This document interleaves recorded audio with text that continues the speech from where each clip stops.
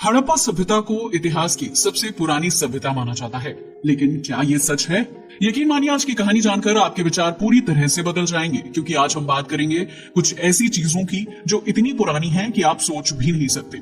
यकीन मानिए ये कोई कहानी नहीं बल्कि ऐसी मिस्टीरियस डिस्कवरीज हैं जो आज भी साइंटिस्ट एंड हिस्टोरियंस के होश उड़ा रही हैं। मगर अब सवाल ये उठता है कि क्या ये खोज किसी खोई हुई सिविलाइजेशन का सबूत है या फिर कोई ऐसा सच जो हमसे छुपाया गया है?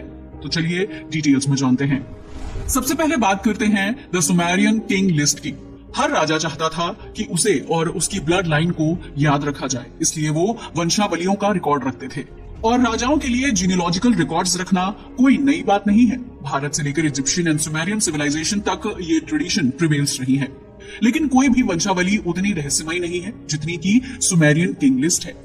इसका अंदाजा आप इस बात से लगा सकते हैं कि फिलहाल आपको जो पत्थर स्क्रीन पर नजर आ रहा है वो कोई साधारण शिलालेख नहीं, बल्कि एक ऐसा रहस्यमय पत्थर है जिसका रहस्य जानने के लिए आज तक वैज्ञानिकों ने दिन रात एक कर दिए हैं। मगर इसके बावजूद वो इसका पूरा रहस्य नहीं सुलझा पाए हैं, क्योंकि ये ऐसा पत्थर है जिस पर लिखी बातों पर यकीन करना भी मुश्किल है। अगर इस स्टोन की बात करें तो इसे इराक के लारसा और निपुर इलाके में खोजा गया था। ये पत्थर क्ले स्लैब से बना है और इसका वजन करीब 10 किलो है। ये 20 इंच लंबा और 16 इंच चौड़ा है। इस पर सुमेरियन राजाओं के नाम, उनके शासनकाल की जानकारी खुदी हुई है। मगर सबसे ज्यादा हैरान कर देने वाली बात यह है कि इस पर जिन राजाओं के नाम दिए गए हैं उनके शासनकाल को 40,000 से लेकर 7,000 साल तक बताया गया है। अब सोचिए, क्या वाकई कोई इंसान 40,000 साल तक राज कर सकता है? यही वजह है कि ये सूची आज भी इतिहास की सबसे रहस्यमय दस्तावेजों में से एक मानी जाती है। चलिए बात करते हैं लंदन हैमर की।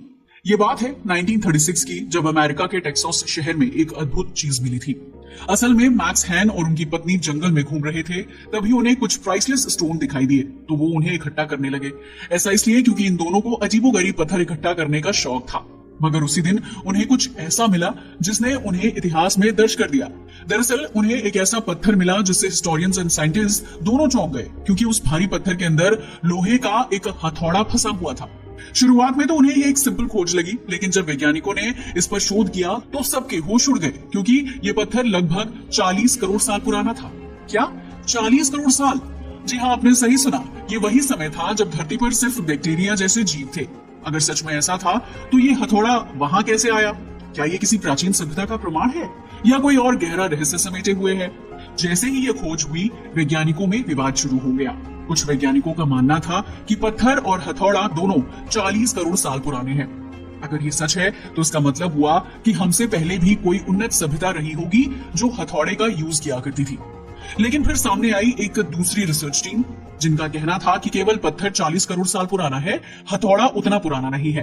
कार्बन डेटिंग की गई तो पता चला कि हथौड़ा 200 से 250 साल पुराना है।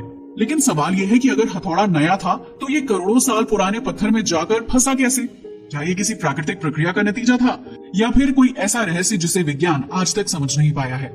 इसकी जांच कई बार की गई और हर बार नई नई जानकारियां सामने आई। इसका कारण ये था कि इसका हैंडल लकड़ी का था जो धीरे धीरे कोयले में बदल रहा था। इसका मतलब ये हुआ कि हथौड़ा सालों से किसी खास वातावरण में दबा रहा होगा। साथ ही इसका लोहे का सिर 96.6% आयरन, 2.6% क्लोरीन और 0.74% सल्फर से बना हुआ था। मगर सबसे हैरान करने वाली बात यह थी कि उस पर आज तक जंग नहीं लगी थी, जबकि आधुनिक युग में जो लोहे के औजार बनाए जाते हैं वो कुछ साल में ही जंग खा जाते हैं। साइंटिस्ट इसके बारे में अलग अलग बातें बताने लगे। एक और जहां कुछ साइंटिस्ट इस हथौड़े को किसी पुरानी और विलुप्त हो चुकी सभ्यता का प्रमाण मानते हैं, तो वहीं कुछ लोगों ने इसे समय यात्रा का सबूत तक बताया है। उनका कहना है कि शायद ही किसी टाइम ट्रेवलर के हाथ से गिरा हुआ हथौड़ा था। हालांकि मोस्टली लोग इसे केवल एक संयोग मानकर नकारते हैं, क्योंकि हो सकता है कि इस हथौड़े को कुछ 100 साल पहले बनाया गया हो, मगर किसी वजह से ये 40 करोड़ साल पुराने पत्थर में फंस गया हो।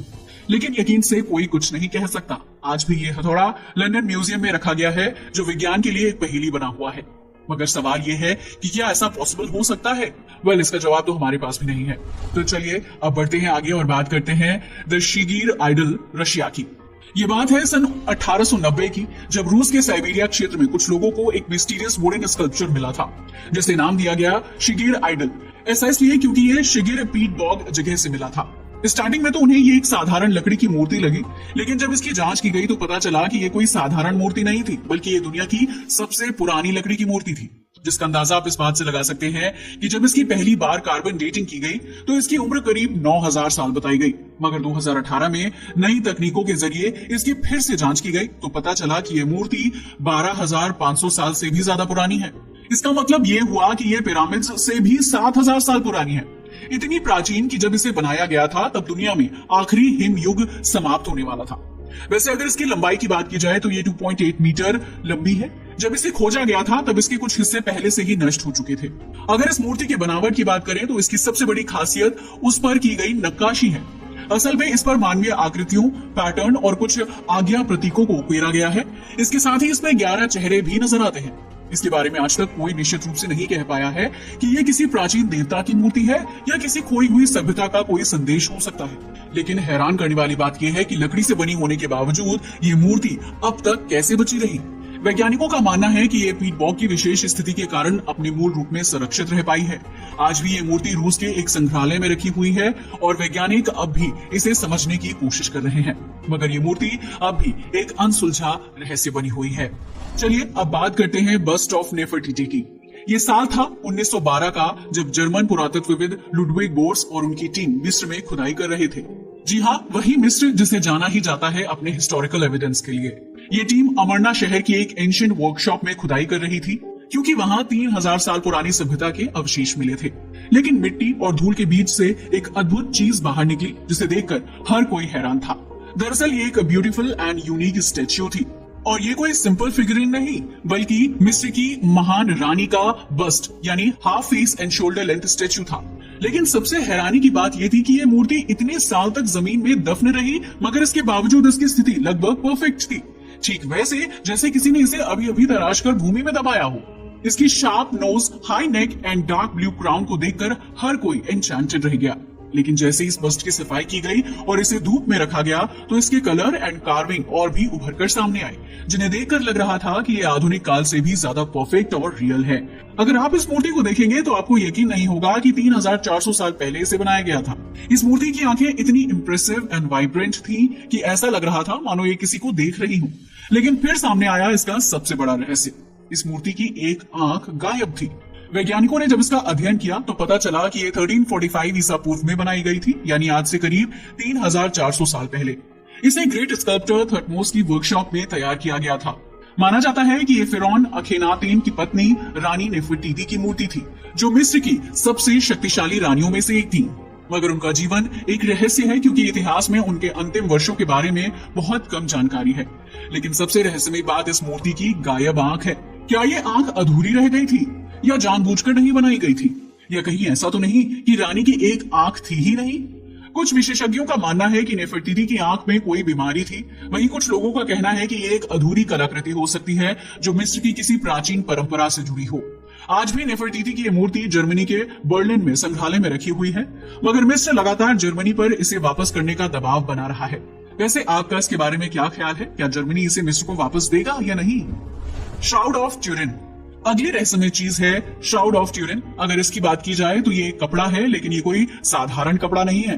ये दुनिया का सबसे रहस्यमयी और चौंकाने वाला अवशेष माना जाता है, क्योंकि ऐसा माना जाता है कि ये वही कपड़ा है जिसमें ईसा मसीह को सूली पर चढ़ाने के बाद लपेटा गया था। आज भी इस कपड़े पर एक व्यक्ति की छवि है, जिससे पता चलता है कि उसे सूली पर चढ़ाने की भयानक यातना दी गई थी।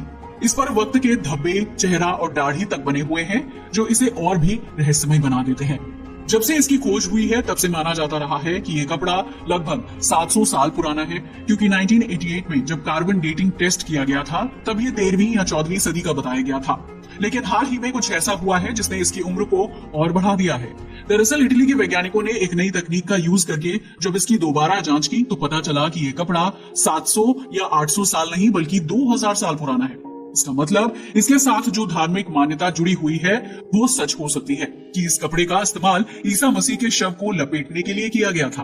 मगर सवाल उठता है, क्या ये सच में उसी पवित्र व्यक्ति के शरीर पर लपेटा गया था या फिर ये किसी और का रिमेन्स है? जब वैज्ञानिकों ने गहराई से कपड़े का विश्लेषण किया तो पता चला कि इस पर एक इंसान की छवि उभरती है। यही नहीं, इस पर जो खून के धब्बे पाए गए हैं वो पुरुष और शारीरिक यातना के दौरान शरीर से निकलने वाले खून से मेल खाते हैं। जब इसे एडवांस तकनीकों से जांचा गया तो ये साबित हो गया कि ये कपड़ा वास्तव में 2000 साल पुराना है, जिससे ये संभावना और बढ़ जाती है कि ये ईसा मसीह का अंतिम वस्त्र हो सकता है। हालांकि आज भी वैज्ञानिक और इतिहासकार इस विषय में एकमत नहीं है और बहस जारी है, मगर इतना तो तय है कि ये कपड़ा आज भी दुनिया का सबसे रहस्यमयी अवशेष माना जाता है। आज ही इटली के ट्यूरिन शहर के कैथेड्रल में रखा गया है और आपको जानकर हैरानी होगी कि दुनिया भर से लाखों लोग इसे देखने आते हैं। मगर सबसे बड़ा सवाल यही है, क्या ये सच में ईसा मसीह का अंतिम वस्त्र है या फिर ये सिर्फ एक ऐतिहासिक रहस्य है जिसे शायद हम कभी पूरी तरह सुलझा नहीं पाएंगे। तो दोस्तों, ये थी कहानी दुनिया की कुछ सबसे रहस्यमयी चीजों की। वैसे आपको कौन सा रहस्य सबसे ज्यादा हैरान कर देने वाला और खतरनाक लगा? अपनी राय हमें कमेंट करके बताना ना भूलिएगा।